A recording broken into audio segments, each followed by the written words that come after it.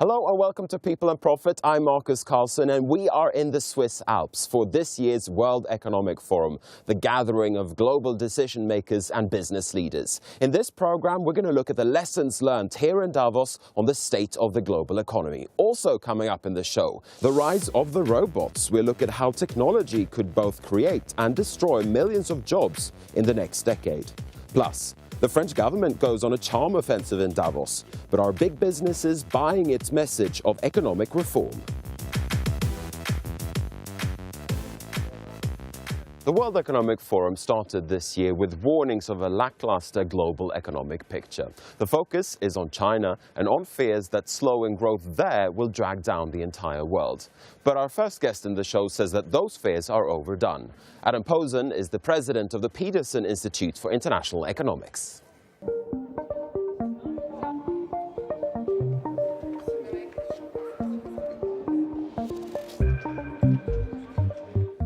Posen, thank you for speaking to us. It's my pleasure.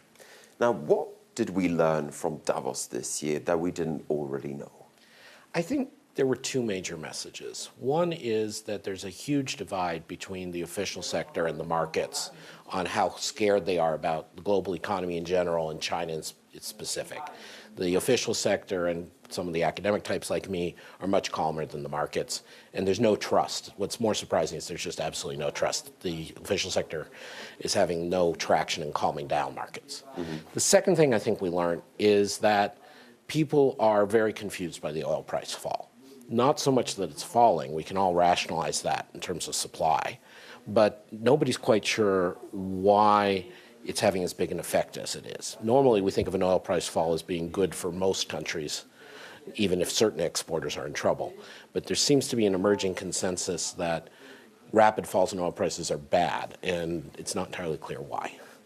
There's a lot of talk as well, or there has been a lot of talk about China. People are wondering where the Chinese economy is heading, whether we're heading for a hard landing, a soft landing.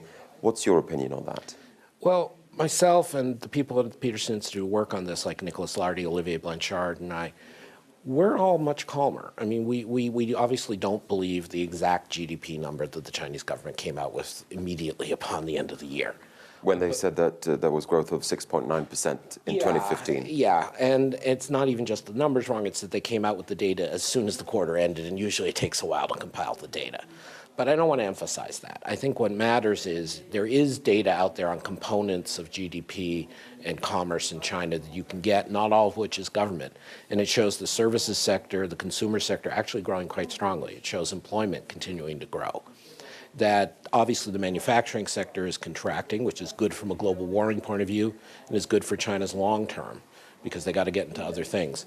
But so we think Chinese growth is probably at 5.5% roughly this year, and that we think this is pretty much the bottom. And what do those 5.5% mean for the global economy? Well, it means, it's a fair question. What it means is no hard landing, nothing too scary in the banking system. They have bad loans, but they'll be able to cope with it. It does mean for countries that were like Chile exporting copper or Australia exporting all kinds of resources that market's not coming back. Okay, you're not going to see the huge building boom and the huge demand from China this year, next year that you did a few years ago. But broadly speaking, it says there's a floor to the world economy. China, like the US and Europe, is moving to a new normal, slower but more sustainable. Now, you're a former member of the Bank of England's Monetary Policy Committee, and the issue of a Brexit, yes, Britain leaving the EU, has been up for discussion here in Davos. What do you make of those risks, or are there risks associated with the Brexit debate? I think there's terrible risks. I mean, the risks are much more for the UK than for the EU. But for the EU, of course, it's just the idea that there could be a voluntary secession, and that even if the British government is seen as being unreasonable or anti-European, that there is some sense of grounds that it's not a one-way progress to ever closer unity. And that legally, even though legally there is no such thing as secession, that it's possible, which then, of course, raises fears about places like Greece in the future. But the British risks, the risks to the UK, are much worse. I think it's a terrible idea for them to be outside the EU for trade reasons, for legal reasons, but the real issue is going to be in the transition. So in the run-up to this referendum, whenever it is, there will be increasing pressure downward on the pound. There will be a cutoff of inward foreign investment. There will be some capital moving out, including from domestic residents. And then if the Brexit vote goes in favor of exit, you're going to see a multi-year process of them having to extract themselves from this and negotiate the terms. Whatever deal Cameron claims he's going to get, it's not going to be clear, it's not going to be easy.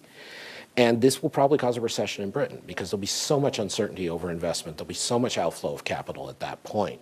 And the Bank of England will have no choice but to raise interest rates sharply because you're going to be seeing a currency crash. So in a sense, it's a self-inflicted wound that will be similar to when the British had to call in the IMF in the 70s. What's your gut feeling? Will Britain leave the EU? It's hard for me to be objective on this because I served in the UK in the Bank of England and I care deeply about both Europe and the UK. So it's hard for me to be objective. My strong hope and my working assumption is just as with the Scotland vote, the sensible people of Britain will come out in the end in favor of staying in. Adam Posen, thank you very much indeed. Thank you for having me.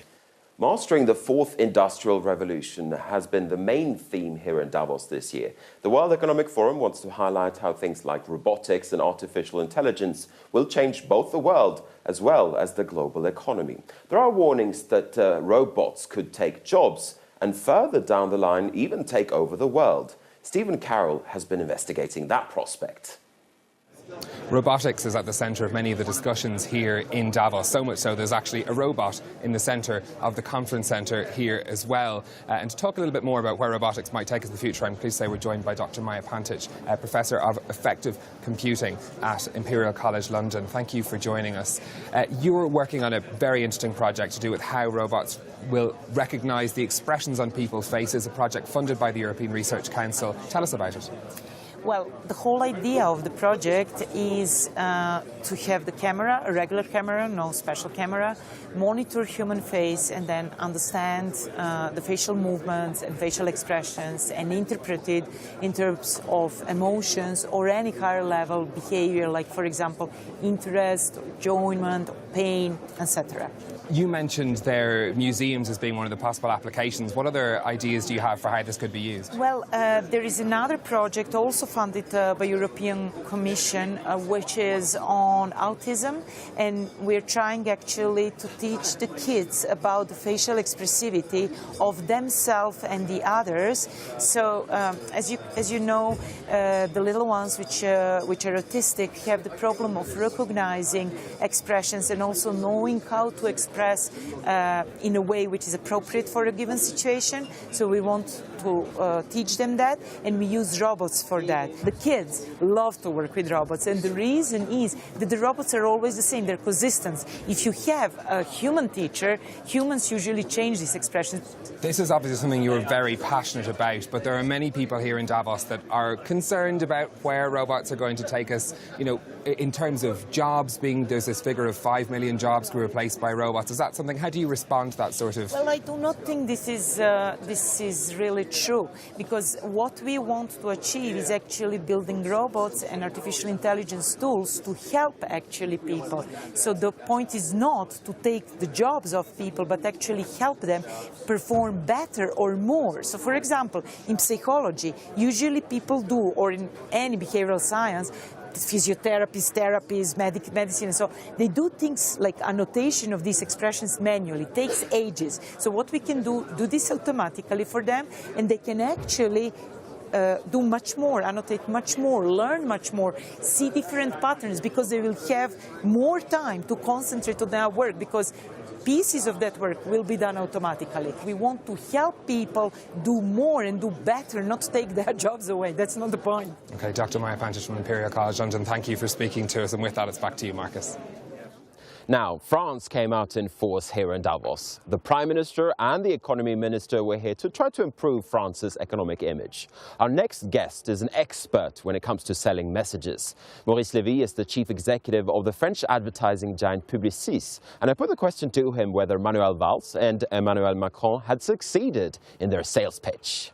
There is an appreciation from all the CEOs we have been in contact with, Prime Minister Valls and with Minister Macron or Laurent Fabius. They have seen that France is open forthcoming and defending the fact that they want international investment. So they are asking for business in France rather than staying lay back a little bit outside Davos. So I welcome the fact that they have decided to come. I think it's a great thing that they have done. And I believe that all the CEOs have been appreciative of the decision. Economy Minister Emmanuel Macron, he said that he wants to water down the rules that govern the 35-hour work week. You mentioned the 35-hour work week a little earlier.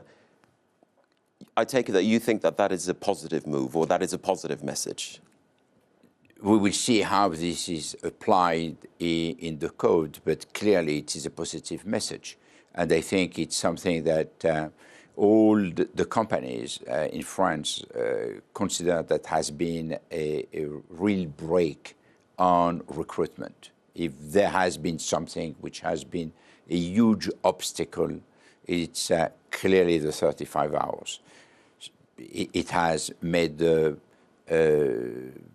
work more expensive. It has created an issue on the profitability of the company, of the competitiveness of the companies, and therefore easing through a negotiation which can take place in each company is something which will certainly solve part of the problem.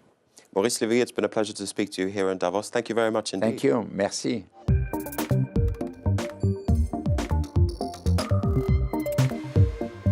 The time has come to wrap up this edition of People and Profit. As always, you can get in touch with us on our Facebook page, France 24 Business. You can also tweet me on @MarcusF24. Thank you for watching, and goodbye from Davos.